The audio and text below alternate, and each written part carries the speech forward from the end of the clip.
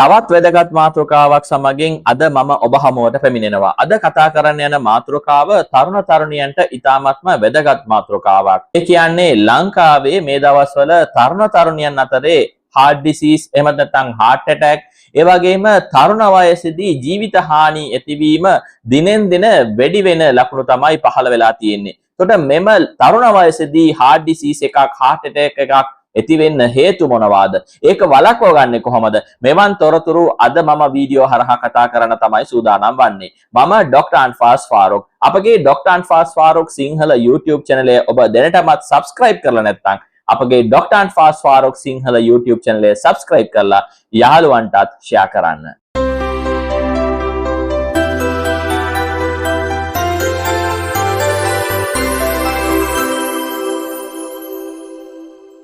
heart disease එකක් කියලා කියන්නේ වයසක අයට ඇති වෙන ලෙඩක්. heart attack එකක් තරුණ කට්ටියට ඇති වෙන්නේ නැහැ. වයසක කට්ටියට තමයි ඇති වෙන්නේ කියලා ඉස්සර කාලේ තිබ්බා. නමුත් ඒක වෙනස් වෙලා තියෙනවා. ලංකාවේ එහෙමත් නැත්නම් ඉන්දියාවෙත් මේ දවස්වල තරුණ තරුණියන් අතරේ heart disease ඇති වෙන ප්‍රමාණය ඉතාමත්ම සීඝ්‍රයෙන් ඉහළ යමින් පවතිනවා. heart attack දිනෙන් දින තරුණ වයසේදී අපි දකිනවා. ඒ වගේම තමයි තරුණ වයසේ මේ වගේ heart attack හින්දා ජීවිත හානි ඇති වෙන අනන්තවත් පිරිස් අපි දැකලා තියෙනවා. එතකොට තව දුරටත් මේක වයසක අයගේ ලෙඩක් නෙවෙයි. තරුණ තරුණියන් අතරෙත් මේ ලෙඩ තියෙනවා. ඒ නිසා අපි ඊ타ත්ම පරිස්සම් විය යුතුයි. අද මම මෙම වීඩියෝ හරහා මේ සම්බන්ධයෙන් තමයි කතා කරන්න යන්නේ. ලංකාව ගත්තොත් එහෙම 29ක් වනි ඊ타ත්ම අධික රේට් එකකින් heart disease අපිට වාර්තා වෙනවා. ඒ වගේම තමයි diabetic වාර්තා වෙන රේට් එක ගත්තොත් එහෙම 36ක රේට් එකක් තියෙනවා diabetes වාර්තා වෙලා තියෙනවා. ඒ නිසා මෙම කාණ්ඩයේ ඇතුලේ ඉන්න තරුණ අයටත් මේ වගේම heart disease diabetes වාර්තා වෙන රේට් එක ඉතාමත්ම දවසින් දවස ඉහළ යමින් තමයි පවතින්නේ. ඒතර මෙම තරුණ තරුණියන්ට මේ වගේ heart disease එකක් ඇති වෙන්න හේතු මොනවද? ඉස්සර කාලේ මෙහෙම තිබ්බේ නැහැ. දැන් තරුණ තරුණියන් මේකට ගොදුරු වෙන්නේ එයි කියලා කතා කරොත් එහෙම සමාජයේ කතිකාවක් මතුවලා තියෙනවා. සමාජයේ සාමාන්‍ය මිනිහා කියනවා මේකට හේතුව COVID කියලා. COVID වලින් පස්සේ තමයි මෙහෙම තරුණ තරුණියන්ට heart disease එකක් ඇති වෙන්නේ. heart attack ඇති වෙන rate එක වැඩි වෙලා තියෙන්නේ කියලා සාමාන්‍ය මිනිස්සු කියනවා. නමුත් ඒක කොහෙවත් proof වෙලා නැහැ. එතකොට මෙහෙම ඉස්සර කාලේ තිබුණ නැති දෙයක් දැන් heart disease එකක් ඇති වෙන්න හේතුවක් විදිහට කොරෝනාව කියන්න පුළුවන්ද කියලා මගෙන් අහුවොත් එහෙම මම කියනවා ඔව් එක කාරණාවක් මත කොරෝනාවත් මේකට සම්බන්ධ වෙනවා. මොකද කොරෝනාවෙන් පස්සේ මේ ලෝකෙ වෙනස් වෙලා තියෙනවා. මිනිස්සු වැඩ කරන විදිහල් වෙනස් වෙලා තියෙනවා. ඒ නිසා කොරෝනාවත් මේකට හේතුවක් වෙලා තියෙනවා. කොරෝනාවට කලින් මිනිස්සු එළියට බැහැලා ගිහිල්ලා තමන්ගේ ක්‍රියාකාරකම් රාජකාරී ඉටු කරා. නමුත් ඒ රාජකාරී ටික දැන් ඔන්ලයින් හරහා ගේ ඇතුළේ ඉඳන් තමයි මිනිස්සු කරන්නේ. ඒ නිසා අපේ ක්‍රියාකාරකම් අඩු වෙලා තියෙනවා. ඉස්සර පන්ති වලට ලෙක්චර්ස් වලට ක්ලාස් වලට ගිය ළමයි දැන් එහෙම එවිදින්න යන්නේ නැහැ. ගේ ඇතුලේ ඉඳගෙන ඔන්ලයින් හරහා ඒ ක්ලාසස් වලට අටෙන්ඩ් වෙනවා. ටීචර්ස්ලාත් එහෙම තමයි. IT ප්‍රොෆෙෂනල්ස් උත් තමන්ගේ රාජකාරී ගෙදර ඉඳන් එක තැනක ඉඳන් ඉටු කරන දේ අපි දැකලා තියෙනවා. අපි බැංකු ගනුදෙනු කරත් ඉස්සර පෝලිං වල ඉඳලා තමයි ගනුදෙනු කරේ. නමුත් දැන් බැංකු වලට මිනිස්සු යන්නේ නැහැ. ගේ ඇතුලේ ඉඳගෙන ඔන්ලයින් වලින් තමයි මේ ට්‍රාන්සැක්ෂන්ස් ටික කරන්නේ. එතකොට අපිට දැන් ඉස්සර එළියට ගිහිල්ලා හොඳට යාළුවන් එක්ක ක්‍රිකට් ගැහුවා ෆුට්බෝල් ගැහුවා. නමුත් එහෙම දැන් ළමයි යන්නේ නැහැ. ඔන්ලයින් එකේ වාඩි වෙලා ඉඳලා ටීවී ගේම්ස් තමයි දැන් සෙල්ලම් කරන්නේ. මෙහෙම කොරෝනාවෙන් පස්සේ මිනිස්සු එළියට යන එක අඩු වෙලා ගේ ඇතුළට වෙලා එහෙමත් නැත්නම් ඉන්ඩෝර් ඇක්ටිවිටීස් තමයි වැඩි වෙලා තියෙන්නේ.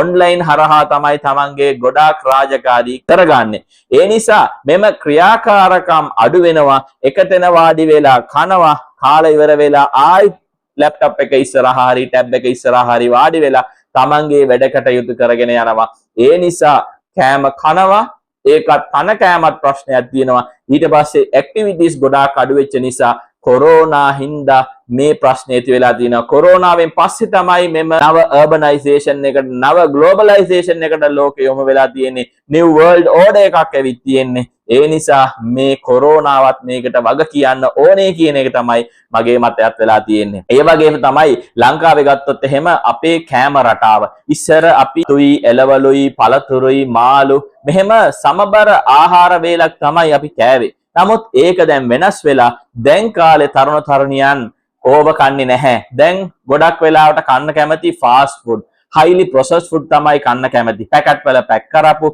බෝතල් වල කවර් කරපු, ඒ වගේම බේක් කරපු, ෆ්‍රයි කරපු ෆුඩ් අයිටම්ස් තමයි කන්නේ. මාජරින් දාලා කනවා, trans fat වැඩියෙන් අඩංගු, ඊට පස්සේ unhealthy oils පාවිච්චි කරනවා.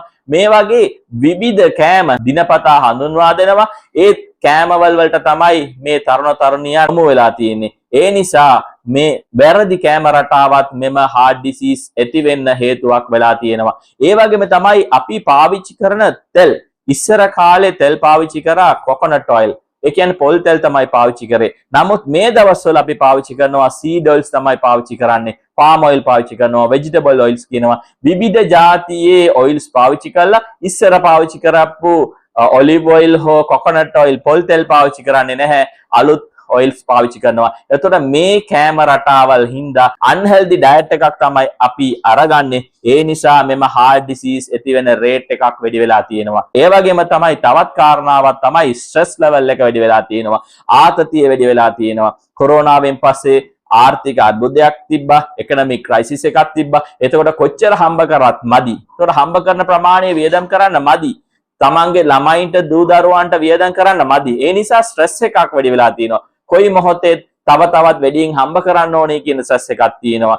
පාඩම් කරන තැන ස්ට්‍රෙස් එක වැඩි වෙලා තියෙනවා. එතකොට මෙහෙම ස්ට්‍රෙස් වැඩි වෙච්ච නිසා ඒකෙන් ඩයබෙටෝජෙනික් ස්ටේට් එකක් ඇවිල්ලා තියෙනවා. කෝටිසෝල් ලෙවල්ස් වැඩි වෙන නිසා සීනි මට්ටම් වැඩි වෙනවා. ඒ නිසා ස්ට්‍රෙස් එක ගොඩාක් වැඩි වෙනවා. සමගම මිනිස්සුන්ට මෙම heart disease ඇති වෙන rate එක ගොඩාක් වැඩි වෙලා තියෙනවා.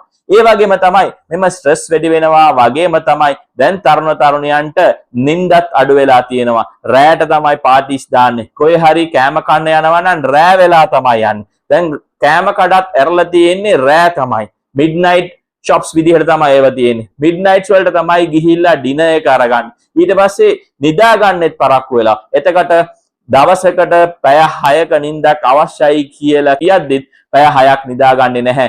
ඊටත් අඩුවෙන් තමයි නිදාගන්නේ. ඒ නිසා heart disease ඇති වෙන rate එක ගොඩාක් වැඩි වෙලා තියෙනවා. ඒ වගේම තමයි මම කිව්වා exercise කරන rate එක ගොඩාක් අඩු වෙලා කියලා. ඉස්සර ස්කූල් වලට බස් එකේ ගිහිල්ලා ආවා, යාළුවත් එක්ක ක්‍රිකට් ගැහුවා, ෆුට්බෝල් ගැහුවා. දැන් එහෙම ක්‍රිකට් ෆුට්බෝල් ගහන්න වෙලාවක් නැහැ. ඔක්කොම බිසි ලයිෆ් එකත් එක්ක සෙට් වෙලා තියෙන්නේ. ඒ නිසා ක්‍රියාකාරකම් අඩු වෙලා තියෙනවා. එතකොට මෙම ක්‍රියාකාරකම් අඩු වෙනවත් සමගම මෙම heart disease ඇති වෙන rate එක ගොඩාක් වැඩි වෙලා තියෙනවා මෙම තරුණ තරුණියන් අතරේ. එතකොට heart disease ඇති වෙනවා වගේ නෙමෙයි, heart disease එකෙන් පස්සේ heart attack එකක් හැදෙනවා. heart attack එකෙන් ජීවිත හානිත් ඇති වෙලා තියෙනවා. එතකොට තරුණ තරුණියන් පොඩි රෝග ලක්ෂණ වුණත් එයාලා ගණන් ගන්නේ නැහැ. අවධානයට ගත යුතු රෝග ලක්ෂණ ගැනත් අවධානයක් යොදවන්නේ නැති නිසා ගොඩක් තරුණ වයසේදී ජීවිත හානිය ඇති වෙච්ච අවස්ථා ගොඩක් වාර්තා වෙලා තියෙනවා. ඒ නිසා රෝග ලක්ෂණ ගැන ඔබ හොඳට අවධානයෙන් සිටින්න. මේක heart attack එක, heart disease එක තවදුරටත් වයසක අයගේ ලඩක් නෙවෙයි. දැන් තරුණ අයටත් තියෙනවා, අවුරුදු 20 කට්ටියටත් තියෙනවා, 30 කට්ටියටත් තියෙනවා, 40ට අඩු කට්ටියට ඉතාමත්ම විශාල ප්‍රමාණයකට heart disease තියෙනවා. ඒ නිසා මෙම රෝග ලක්ෂණ ගැන ඔයා අවධානයෙන් සිටින්නට ඕනේ. ඔබට unexplainable මහන්සියක් තියෙනවා නම්, ඔබේ පපුව රිදෙනවා නම්, හැමතිස්සෙම gastritis කියලා ඔබ චෙක් කරන්නේ නැතුව ඉන්න එපා. ඒක චෙක් කරලා බලන්න. heart burning එකක් සමහර වෙලාවට heart attack එක සලකුණක් වෙන්න පුළුවන්. ඒ නිසා ඒ ගැන අවධානයෙන් සිටින්න. ඔබේ heart එක palpitation එකක් තියෙනවා නම් ඒ ගැන අවධානයෙන් සිටින්න. ඔබේ උරහිස කැක්කුමක් තියෙනවා නම් ඒ ගැන අවධානයෙන් සිටින්න. මේ වගේ රෝග ලක්ෂණ ඔබට තියෙනවා නම්, ඔබට මෙහෙම unexplainable රෝග ලක්ෂණ තියෙනවා නම් මෙම heart disease ගැන අවධානයෙන් සිටින්න. මේක තවදුරටත් වයසක අයගේ ලෙඩක් විතරක් නෙවෙයි, තරුණ තරුණියටත් ඇතුළු වෙන්න පුළුවන්. ඒ නිසා ඔබේ වෛද්‍යවරයා හමුවට ගිහිල්ලා ඔබව පරීක්ෂා කරලා මේක ඔයාට heart disease එකක් තියෙනවද නැද්ද කියන එක පරීක්ෂා කරගන්න.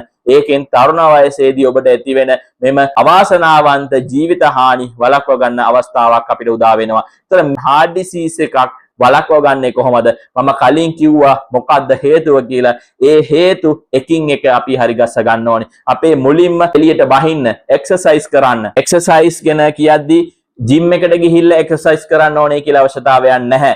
දවසකට විනාඩි 30ක්, සතියකට විනාඩි 150ක් වෙන. ඒ කියන්නේ සතියකට දවස් 5ක් ඔයා එක්සර්සයිස් කරන්න. hard exercise කරන්න ඕනේ නැහැ. පාරට බැහැලා පාක් එකට ගිහිල්ලා ඇවිදින්න, දුවන්න, පැය භාගයක් ස්පෙන්ඩ් කරන්න.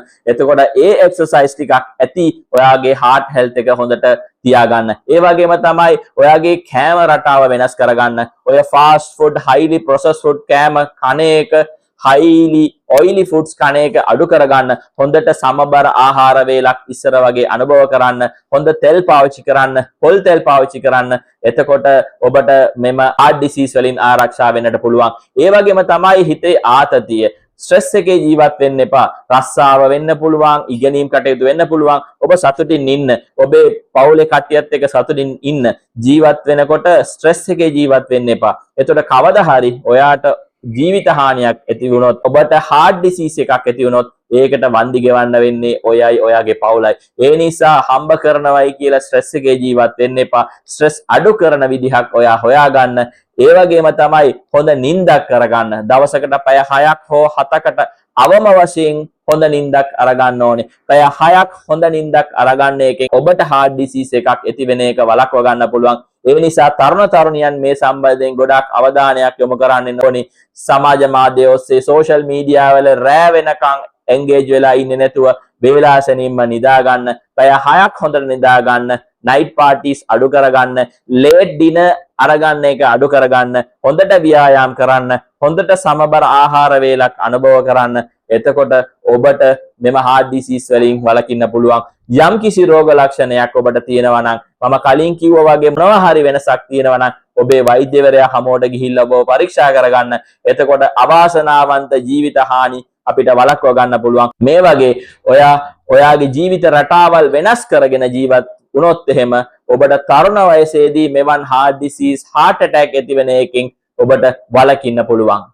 මේ සම්බන්ධයෙන් ඔබට යම් කිසි ගැටලුවක්, ඩවුට් එකක් තියෙනවා නම් පහළ තියෙන කමෙන්ට් වලට ඇතුල් කරන්න.